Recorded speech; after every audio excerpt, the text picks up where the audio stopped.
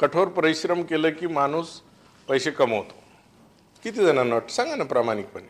कठोर परिश्रमाला पर्याय नाही. राईट? Very nice. तर हा एक बिलीफ आहे. आणि आता बघा, ज्यांचा ज्यांचा हा बिलीफ आहे, तुम्ही सकाळी उठल्यापासून रात्री झोपेपर्यंत काय करता तुम्ही? हमाल्या म्हणजे डेली वेजेस कामगार सकाळी उठल्यापासून लागतो. तो तरी थोडीफार सुट्टी घेतो, थोडा झोपतो. जो खरोखर हमाल आहे तो ओके, तो तेव्हा लोटगाडी खाली झोपून जातो थोडा. हे तर झोपत पण नाही. याला वाटतं अरे झोपलं की गेलं, झोपलं की गेलं.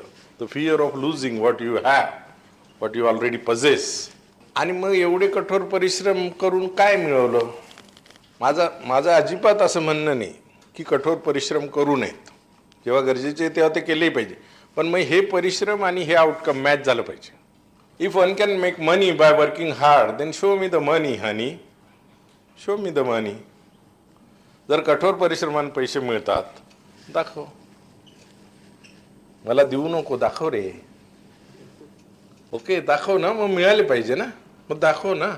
आणि तुझ्याकडे आहेत हे तर मी बघून सांगू शकतो. हाते दिसतात ना, वो दिखता है, वो दिखता है.